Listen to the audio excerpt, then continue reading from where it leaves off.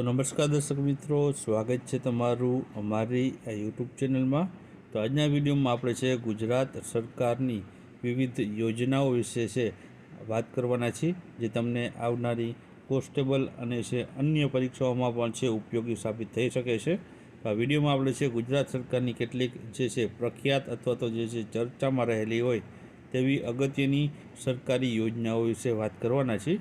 તો વિડીયોમાં છે શરૂઆતથી અંત સુધી બન્યા રહેજો. તો ચાલો આપણે વિડીયોની શરૂઆત કરીએ. તો પહેલી જે યોજના છે મિત્રો, તે છે જી સફળ યોજના. જી સફળ યોજના તમે જોઈ શકો છો કે અહીં છે તેનું પૂરું નામ Gujarat scheme for Antyodaya families for augmenting livelihoods આનું પૂરું નામ છે. અને આ યોજના અંતર્ગત આગામી 5 વર્ષમાં 10 જિલ્લાઓના 25 તાલુકામાં વસતા 50,000 જેટલા અંત્યોદય યોજના કાર્ડ ધારકો પરિવારને છે આનો લાભ આપવામાં આવશે. આ યોજનાનું અમલીકરણ ગુજરાત લાઇવલીહુડ પ્રમોશન દ્વારા છે કંપની લિમિટેડ દ્વારા છે, જે ગ્રામ વિકાસ વિભાગ દ્વારા છે કરવામાં આવશે. અને જે અંત્યોદય પરિવારો માટે છે આજીવિકા, નાણાકીય સમાવેશ અને સામાજિક વિકાસને પ્રોત્સાહન આપશે. ત્યારબાદ બીજી યોજનાની વાત કરીએ તો જી મૈત્રી યોજના છે. તો આ યોજનામાં ખાસિયત એ છે કે તે માત્ર આર્થિક સહાય પૂરતી સીમિત નથી, પરંતુ લાભાર્થીઓને છે કૌશલ્યની તાલીમ આપવામાં આવશે, માર્ગદર્શન આપવામાં મળશે, જેથી તે ગરીબીમાંથી બહાર આવી સ્વાવલંબી જીવન જીવી શકે છે. આવકના નવા સ્ત્રોત શરૂ કરવા માટે સરકાર તેમને છે 80,000 રૂપિયા સુધીની નાણાકીય સહાય પણ આપશે. આ ઉપરાંત દરેક લાભાર્થી પરિવારમાં ઓછામાં ઓછા 2 આવકના સ્ત્રોત હોય તે સુનિશ્ચિત કરવાનો સરકારનો ધ્યેય રહેલો છે. ત્યારબાદ આગળની યોજના છે તો તે છે લખપતિ દીદી યોજના. તો આ યોજના મિત્રો છે મહિલાઓના આર્થિક જે વિકાસને સશક્ત અને આત્મનિર્ભર બનાવવા માટે માનનીય વડાપ્રધાન શ્રી નરેન્દ્રભાઈ મોદીના નેતૃત્વમાં વર્ષ 2023માં છે આ યોજનાની શરૂઆત કરવામાં આવી હતી. અને આ યોજના હેઠળ મહિલાઓને છે રોજગારલક્ષી તાલીમ, સ્વરોજગાર માટે 5 લાખ સુધીની વ્યાજ મુક્ત લોન છે તે આપવામાં આવશે. આ ઉપરાંત આનો ઉદ્દેશની વાત કરીએ તો મહિલાઓને આર્થિક રીતે સ્વતંત્ર બનાવી તેના જીવન ધોરણમાં સુધારો કરવાનો છે.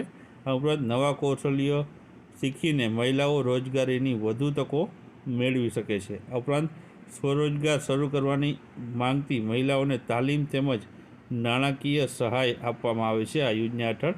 ને સમાજના વિકાસ માટે મહિલાઓની સક્રિય ભૂમિકાને પ્રોત્સાહન આપવા છે આ યોજના છે તે શરૂ કરવામાં આવી છે. ત્યારબાદ આગળ વાત કરીએ તો આગળ છે નમો ડ્રોન દીદી યોજના. તો નમો દીદી ડ્રોન યોજના મિત્રો મહિલા સશક્તિકરણ અને કૃષિ ક્ષેત્રે ક્રાંતિ લાવવા એક મહત્વપૂર્ણ પહેલ બની છે. ગ્રામ્ય વિસ્તારોમાં છે પગભર થઈને સ્વનિર્ભર બની શકે તે માટે શુભ આશય સાથે વડાપ્રધાનશ્રીએ નમો ડ્રોન દીદી યોજનાની છે પ્રેરણા આપી, જેનો લાભ મેળવીને આજે ગ્રામ્ય વિસ્તારની અનેક મહિલાઓ છે ડ્રોન દીદી છે તે બની છે. આ યોજના હેઠળ મળવાપાત્ર સહાયની વાત કરીએ તો આ યોજનામાં નમો ડ્રોન દીદી યોજના અંતર્ગત સ્વસહાય જૂથ સાથે જોડાયેલી ગ્રામ્ય વિસ્તારની જે બહેનો છે તેને DGCAની માન્યતા પ્રાપ્ત સંસ્થામાંથી 15 દિવસની છે ડ્રોન પાયલટની ઘનિષ્ઠ તાલીમ આપવામાં આવે છે. ડ્રોનની ખરીદીમાં છે 80% સુધીની સબસિડીની સહાય આપવામાં આવે છે, તેમજ લોન ઉપર રકમ પર 3% વ્યાજ સહાય આપવામાં આવે છે. તો આ પ્રમાણે છે નમો ડ્રોન દીદી યોજના છે. ત્યારબાદ આગળ વાત કરીએ તો માનવ કલ્યાણ યોજના. તો છેલ્લા 3 વર્ષમાં રાજ્યના 1.16 લાખ કરતાં વધુ કારીગરો સાધનોની સહાયનો લાભ છે આ યોજના હેઠળ આપવામાં આવ્યો છે, જેમાં ભરતકામ, બ્યુટી પાર્લર, પ્લમ્બર જેવા 10 ટ્રેડના કારીગરોને છે ટૂલ કિટ માટે છે વાઉચર છે આપવામાં આવે છે. આ ઉપરાંત કુટીર પોર્ટલ પર માનવ કલ્યાણ યોજના ઓનલાઈન થતાં લાભાર્થીઓને હવે ઘર બેઠા પણ આ યોજનાની સરળતાથી છે તે લાભ મેળવી શકે છે. તો આ મિત્રો કારીગર માટેની યોજના છે માનવ કલ્યાણ યોજના. ત્યારબાદ છે શ્રી વાજપાઈ બેંકેબલ યોજના. તો આમાં છે રાજ્યમાં છેલ્લા 3 વર્ષમાં અંદાજે 74,000 કરતાં પણ વધુ કુટીર ઉદ્યોગ સાથે સંકળાયેલા કારીગરોને છે 634 કરોડની સબસિડીની સહાય આપવામાં આવી છે.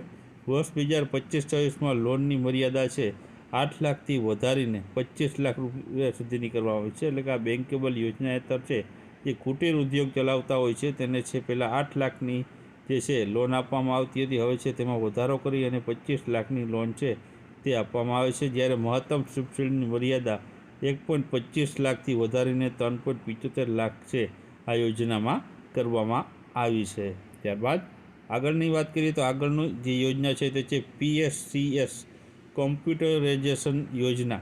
ગ્રામીણ સહકારી મંડળીઓનું ડિજિટીકરણમાં પરિવર્તન માટેની આ યોજના છે, જેમાં વડાપ્રધાન નરેન્દ્રભાઈ મોદીના સહકારથી જે છે સમૃદ્ધિના વિઝન સાથે છે સાકાર કરવા ગુજરાતમાં પ્રતિબદ્ધ છે. પ્રાથમિક ધિરાણ મંડળીઓને છે કોમ્પ્યુટરાઇઝથી સહકાર ક્ષેત્રે આવશે તેવી ડિજિટલ ક્રાંતિ માટે આ યોજના શરૂ કરવામાં આવી હતી. રાજ્ય સરકાર છે આ PSCS દીઠ આપી રહી છે 4 લાખ સુધીની નાણાકીય સહાય આ માટે આપે છે. અને ગુજરાતમાં પ્રથમ તબક્કામાં 5,774 જેટલી છે તે છે 54 જેટલી કોમ્પ્યુટરાઇઝ હેઠળ 2900થી વધુ PSCS ટૂંક સમયમાં છે તે લાઈવ થવાની છે. એટલે કે જે સહકારી મંડળીઓનું ડિજિટીકરણ માટે છે સરકારે આ યોજના અમલમાં મૂકી છે. ત્યારબાદ છે વહાલી દીકરી યોજના. તો આ યોજના અંતર્ગત છે 2.78 લાખથી વધુ દીકરીઓને છે 3,000 કરોડથી વધુની રકમની સહાયની મંજૂરી આપવામાં આવી છે. વર્ષ 2019થી ગુજરાતમાં વહાલી દીકરી યોજના છે તે અમલી બનાવવામાં આવી હતી. પાત્રતા ધરાવતી રાજ્યની દીકરીઓને છે 1,10,000ના છે 3 હપ્તામાં છે આ રકમ છે ચૂકવવામાં આવતી. તો આ વહાલી દીકરી યોજના છે. ત્યારબાદ આગળ વાત કરીએ તો પ્રધાનમંત્રી કુસુમ જે છે યોજનાનો લાભ લઈને ખેડૂતો બન્યા આત્મનિર્ભર. રાજ્યના 7700થી વધુ ખેડૂતોને છે સોલાર પંપનો ઉપયોગ કરીને વીજળીની બચત કરી છે. રાજ્ય સરકારે ખેડૂતોને સોલાર પંપની ખરીદી માટે 218 કરોડ રૂપિયાની સબસિડી આપી છે. આ ઉપરાંત અહીં તમે જોઈ શકો છો PM કુસુમ યોજનામાં વીજળીની બચત થઈ છે અને પર્યાવરણને ફાયદો થાય છે. આપણે અહીં જોયું તે મુજબ 7,700થી વધુ ખેડૂતો છે આ સોલાર પંપનો છે ઉપયોગ કર્યો છે.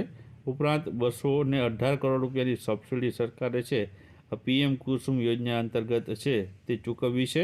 આ ઉપરાંત પ્રધાનમંત્રી કિસાન ઉર્જા સુરક્ષા અને ઉત્થાન મહાભિયાન યોજનાની શરૂઆત પણ આ અંતર્ગત છે કરવામાં આવી છે.